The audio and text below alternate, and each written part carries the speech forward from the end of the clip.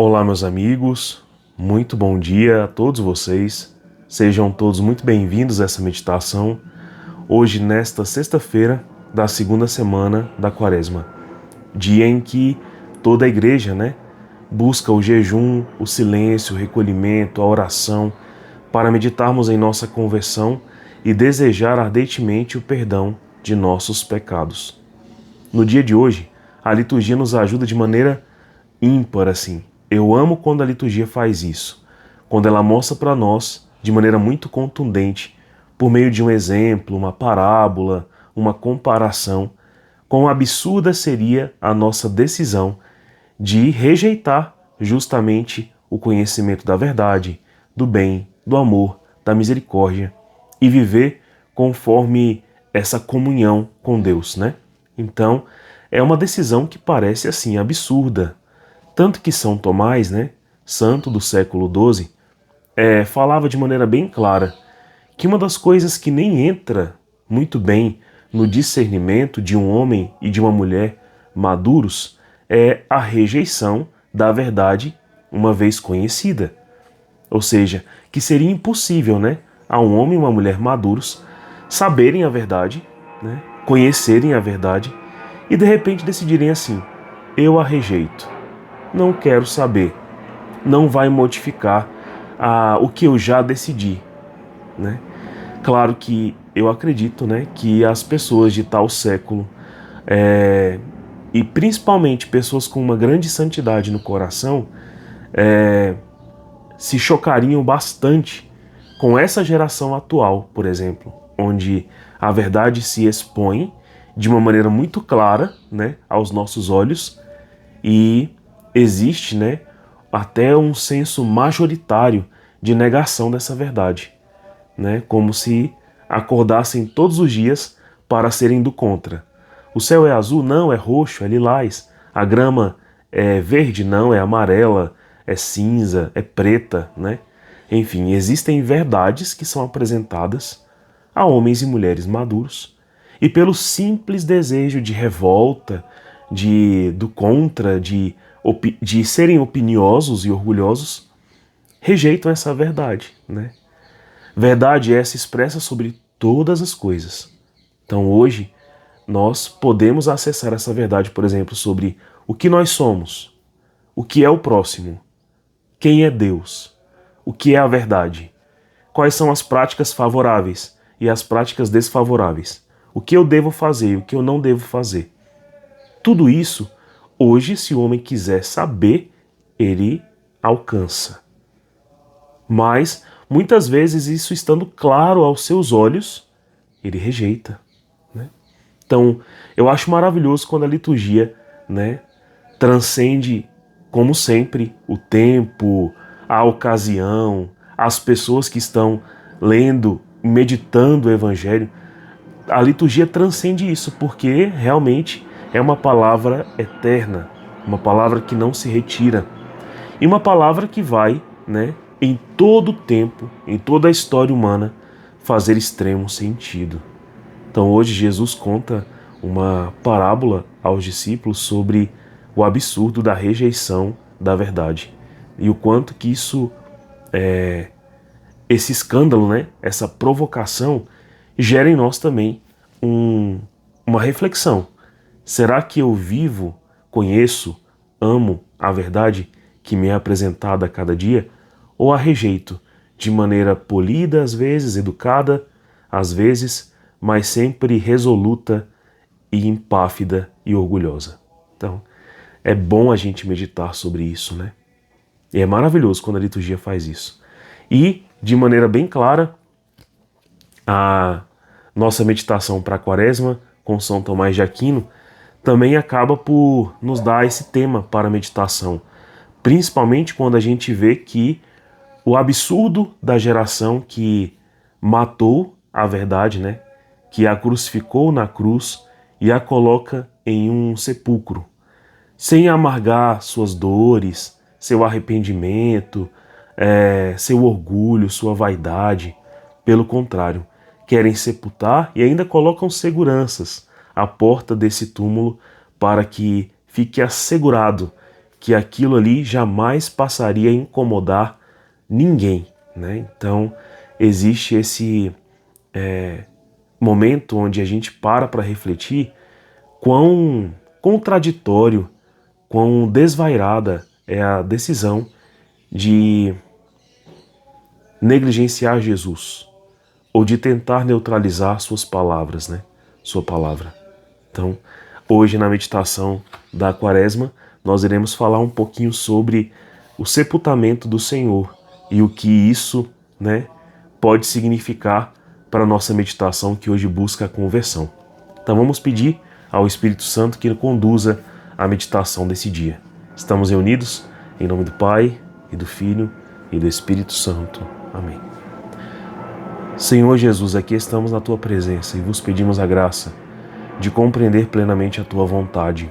Dai-nos um coração convertido, que busca a pureza, busca contentar o vosso coração, busca conhecer a vossa beleza, vosso amor, vossa misericórdia, e que não tenhamos, Senhor, coragem, né, suficiente para rejeitar tudo que nos apresenta, pois é bom estar na Tua presença e nela permanecer. Dai-nos um coração entregue a vós. Vos pedimos isso por intercessão da nossa Mãe Santíssima Virgem Maria e de São José. Ave Maria, cheia de graça, o Senhor é convosco. Bendita sois vós entre as mulheres, bendito é o fruto do vosso ventre, Jesus. Santa Maria, Mãe de Deus, rogai por nós, pecadores, agora e na hora de nossa morte. Amém. Também pedimos em oração pela saúde do Padre Marcelino, nosso pároco, né? Que o Senhor recupere rápido, né? E plenamente. E fique tranquilo, porque nesse momento o mais desejado por toda a sua paróquia, todos os seus filhos e ovelhas, é que você se recupere bem. Então fique tranquilo. Sei que o Senhor está aí agoniado, porque já está próximo do final de semana, tem tanta coisa para fazer, mas pode ficar tranquilo, estamos em oração pelo Senhor. Também quero pedir pela saúde do Santo Padre o Papa, quero pedir também por todos aqueles que pedem orações a nós, nossos familiares e amigos. Peço também pela alma de Francisco de Assis, que hoje parte para o céu, é o pai da Adriana, né? Sogro do Leison. Deus abençoe a família de vocês por todo o cuidado, a generosidade de cuidar dele nesses últimos anos, né? Meses aí, em que ele esteve acamado e mais convalescido, né? Então, Deus abençoe vocês, tende muita fortaleza, estamos em oração, pedimos pela alma de seu Francisco de Assis, né? E pela Dona Heloína, né? Que também, com certeza, passa nesse momento por uma grande saudade. Pedimos também pela Kelly, né? Por toda a sua família, que Deus os console também da perda da sua mãe. E gostaria de pedir por todos aqui presentes, por suas famílias, pela saúde de todos e pela conversão de todos. São José, providenciai. Permaneceremos reunidos em nome do Pai, do Filho e do Espírito Santo. Amém. Então, vamos lá, né? Meditar sobre o Evangelho de hoje. Ele é bem grandinho, está em Mateus 21, e fala, narra uma dessas parábolas do Senhor que nos colocam em meditação profunda sobre a nossa plena adesão ou não ao Evangelho, né? Então, se diz assim, ó: naquele tempo, dirigindo-se Jesus aos chefes dos sacerdotes e aos anciãos do povo, disse-lhes: escutai esta outra parábola. Certo proprietário plantou uma vinha, pôs uma cerca em volta, fez nela um lagar para esmagar as uvas e construiu uma torre de guarda. Depois arrendou-a a vinhateiros e viajou para o estrangeiro. Quando chegou o tempo de colheita, o proprietário mandou seus empregados aos vinhateiros para receber seus frutos. Os vinhateiros, porém, agarraram os empregados, espancaram a um, mataram a outros e ao terceiro apedrejaram. O proprietário mandou de novo outros empregados em maior número que os primeiros, mas eles o trataram da mesma forma. Finalmente, o proprietário enviou-lhes o seu filho, pensando: ao meu filho eles vão respeitar. Os vinhateiros, porém, ao verem o filho, disseram entre si: este é o herdeiro. Vinde, vamos matá-lo e tomar posse de sua herança. Então agarraram o filho, jogaram-no para fora da vinha e o mataram. Pois bem, quando o dono da vinha voltar, o que fará com esses vinhateiros? Os sumos sacerdotes e os anciãos do povo responderam: com certeza mandará matar de modo violento esses perversos e arrendará a vinha a outros vinhateiros, que lhe entregarão os frutos no tempo certo. Então Jesus lhes disse: vós nunca leste nas Escrituras? A pedra que os construtores rejeitaram tornou-se a pedra angular? Isso foi feito pelo Senhor e é maravilhoso aos nossos olhos. Por isso eu vos digo: o reino de Deus vos será tirado e será entregue a um povo que produzirá os frutos. Os sumos sacerdotes e fariseus ouviram as parábolas de Jesus e compreenderam que estavam falando deles. Procuraram prendê-lo, mas ficaram com medo das multidões, pois elas consideravam Jesus um profeta. Eu acho maravilhoso quando ao final da leitura, se diz bem claro assim, compreenderam que estava falando deles, compreenderam, não é imaginaram, intuíram, não, mas veio ao entendimento. Lembra-se, meu irmão, que a fé, ela povoa, ilumina justamente essa faculdade de nossa alma, que é o entendimento, que é a inteligência, uma parte mais profunda do que simplesmente o raciocínio lógico, que é um processo corporal, mas o entendimento que é o assentir mais profundo de nossa alma, de nossa essência. Então, foi com essa faculdade que eles compreenderam, que eles tiveram a fé iluminada para perceber que Jesus realmente falava deles. E muitas vezes, ao ler essa parábola, eu fico me preocupando com isso,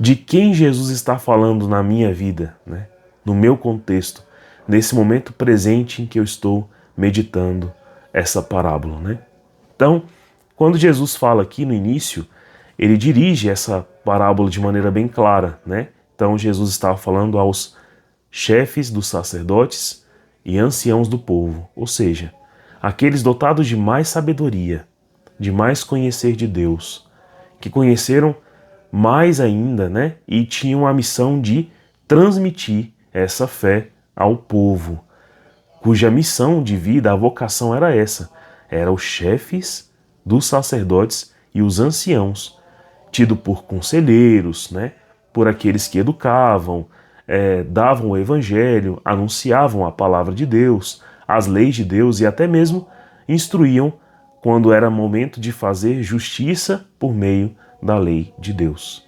Então, era um povo entendido.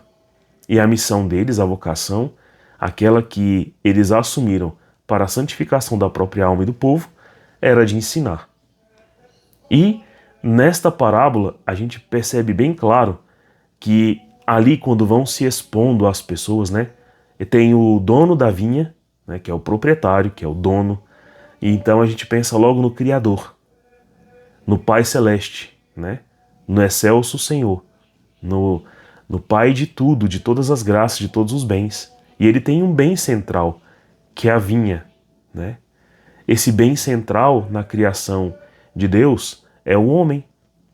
Então, o homem de toda a criação do Pai é o dileto, É o feito com mais atenção, porque tem a formação na sua imagem e semelhança, tem a faculdade principal de inteligência e de vontade, e tem o arbítrio para amar, tem a faculdade do amor, que é a essência máxima de Deus, que é a essência mais complexa, mais perene e definitiva do próprio Deus, que é amor, como nos diz São João em seu Evangelho. Então, o bem aqui, a vinha, é comparada então ao homem, ao povo de Deus. Então esse é o bem maior desse proprietário, que seria Deus, Mas ele arrenda o cuidado da vinha aos vinhateiros, que são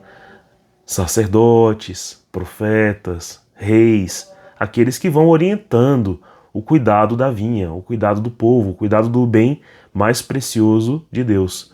Portanto, são extremamente amados. E compondo, ali aquele serviço, recebem uma graça de terem ainda mais instrução e mais faculdades de governança, de cuidado. Mas o proprietário tem um objetivo para com a vinha. É que essa vinha, é que o homem chegue ao amor, principalmente quando a vinha passou por uma coisa a mais do que a vinha normal, que é o arbítrio de dar ou não frutos, ou seja, de ter ou não comunhão com Deus, de viver na graça ou de viver no pecado, de ser estéril, ou de produzir frutos que agradem à vontade de Deus. Então isso acaba sendo do arbítrio da videira, apesar de os vinhateiros precisarem conduzir para que ela seja mais produtiva. Mas quando esses trabalhadores chegaram de confiança, que poderíamos comparar aos santos anjos, aqueles que vêm no dia da colheita para nos chamar ao juízo, o que acontece quando esses profetas chegam, foram ceifados. A palavra diz até de uma maneira bem, bem clara que os profetas então teriam sido espancados, torturados, amarrados e mortos, Ou seja, chega a um absurdo, porque quando a gente pensa na comparação com uma videira normal, com uma propriedade de terra normal, seria absurdo, chegar o pessoal da colheita e aqueles que estão ali no cuidado se sentirem tão enciumados, tão empossados, como se tivessem posse do homem, que é desígnio divino, e não pessoal, que os mataram, Então, esses vinhateiros tornaram-se tão ciumentos e possessivos que mataram esses que vieram para a colheita. E aí, o proprietário, ou seja, Deus aqui na Escritura, na comparação, manda mais, em maior número, E aí, nada, a mesma coisa, Fizeram o mesmo absurdo de levar à morte aqueles que vieram fazer a vontade de Deus. E Deus então manda o filho, no amor extremo, até de cuidado, assim, de pensar, o meu filho vão respeitar e também hão de honrar, devolvendo essa vinha em boas condições. Mas não, acontece pior, A ofensa, a zombaria é tamanha que eles chegam a dizer: este é o herdeiro, vamos matá-lo e tomar posse da herança do proprietário. Agarraram o filho, jogaram fora da vinha e o mataram. Então, quando os sacerdotes e anciãos do povo começaram a entender profundamente, só tem dois discernimentos: ou eu continuo, ou eu saio, deste caminho errado da minha vida. E Jesus ainda pede um discernimento sobre a justiça que caberia ao dono da vinha, perguntando assim: o que seria feito então quando o proprietário prendesse, esses vinhateiros? O que seria justo? E os próprios sacerdotes e mestres da lei, e anciãos do povo, diziam: com certeza mandará matar de modo violento esses perversos e arrendará a vinha a outros vinhateiros, que entregarão os frutos no tempo certo.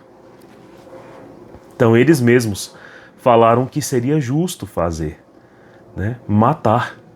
Ou seja, eles estavam condenados à morte. Mas eles estavam dando o próprio julgamento que cabia a eles. Eles como vinhateiros, eles como servos do Senhor, eles como aqueles que deveriam estimular o povo ao alcance do alto, a alegria de conhecerem a Deus e amá-lo. Meus irmãos, não existe missão mais importante e mais bonita em nossa vida quando todo o testemunho de nossa vida levar os homens à oração. Se eu, por exemplo, posso dizer que existe uma alegria na minha vida, é quando na minha família, amigos, conhecidos, eu tiver levado alguém à oração, a conhecer um pouco mais do coração de Deus, a desejarem conhecer a Deus e amá-lo, respeitá-lo, obedecer suas leis, viver conforme essa alta meta de vida, né? Se eu tiver conduzido alguém por meio da minha amizade, da pregação, dessas partilhas diárias, né? Minha vida terá valido a pena.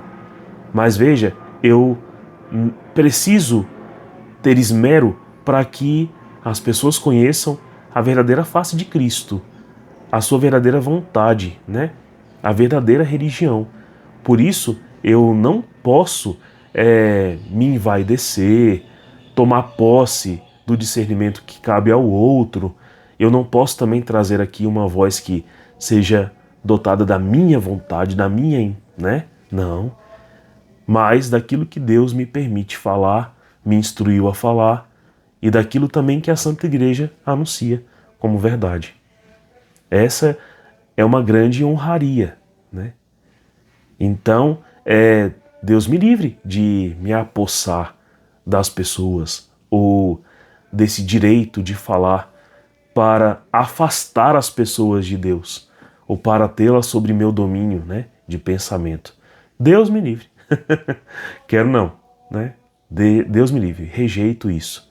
Mas abençoada é minha vida, alegre, feliz, bem-aventurada, se por algum motivo, alguma palavrinha que eu disser, né, instruído por Deus, pelo Espírito Santo que acabamos de clamar, alguém decidir mais conhecer Jesus e mais amá-lo. Perfeito, terá valido a minha vida, né?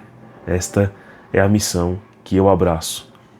Então, no dia de hoje, esse evangelho, né, quando fala de morte, tortura, prisão, se fala então sobre o absurdo que seria conhecer a verdade e rejeitá-la, conhecer a luz e negá-la ao próximo, ter grande tempero, alegria na própria vida e não desejar isso ao meu próximo, né? Então, ao prender, matar, aniquilar ou silenciar a voz de Deus na minha vida, eu estou privando, né? Privando mesmo meu irmão de ter a maior alegria que um homem pode ter, que é conhecer o que é belo, eterno e verdadeiro. Por isso, meus irmãos, por justiça, por alegria, né? Por grande, diria assim, espírito de gratidão, devo anunciar com toda a minha vida quão grande é o Senhor e quão grandes são suas obras, né? Então, no dia de hoje, a gente vai meditar sobre a festa do Santo Sudário, né? Aqui no livro de São Tomás de Aquino. E a gente percebe que aqueles que tentaram sepultar o Senhor, né? Que levaram o Senhor para a sepultura, mal sabiam, né? Que estavam ganhando para o mundo a redenção de todo pecado, de toda morte. Então, vamos lá. Festa do Santo Sudário. Por que este lençol branco? 3 coisas são significadas de um modo oculto, expressamente. 1. O corpo puro de Cristo, porque assim como os lençóis eram feitos de linho, que por pressão tornava-se branco, foi depois de muita pressão que o corpo de Cristo chegou ao brilho da ressurreição. E assim era necessário que Cristo padecesse para que ressurgisse dos mortos ao 3º dia. 3º motivo, a igreja, que sem mácula, sem ruga, é significada por este linho, tecido por muitos fios. 3ª, uma consciência limpa, onde Cristo repousa. Então, o porquê da brancura ali do lençol, né, do sudário. Então, por isso, porque pela expressar a pureza do corpo de Cristo, a pureza da igreja que se entrega a esse Cristo e a consciência limpa na qual Cristo é pregado, anunciado e correspondido. E depositou num sepulcro novo que tinha mandado talhar para si na rocha. Este era o sepulcro do próprio José de Arimateia, e certamente era de alguma forma apropriado que aquele que havia morrido pelos pecados dos outros devesse ser enterrado no sepulcro de outro homem. Também é dito que era um sepulcro novo. Se outros corpos já estivessem sido sepultados lá, poderia haver dúvida a respeito de qual teria sido o ressuscitado. Há outra adequação nessa circunstância, que é o fato de que aquele que foi enterrado em um sepulcro novo foi aquele que nasceu de uma mãe virgem.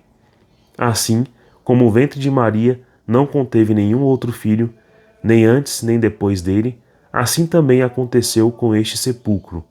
De novo, é preciso que nós entendamos que é uma alma renovada que Cristo é enterrado pela fé, para que Cristo habite pela fé em nossos corações. O Evangelho de São João ainda acrescenta mais uma meditação sobre o sepulcro. No lugar em que ele foi crucificado havia um jardim, e no jardim um sepulcro novo. João 19:41.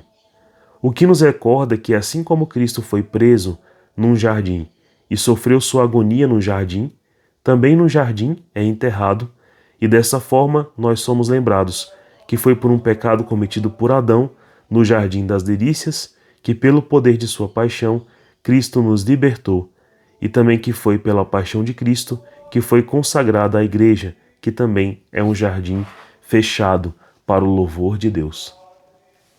Quanta riqueza, né? São Tomás traz para nós sobre a meditação do sepultamento de Cristo.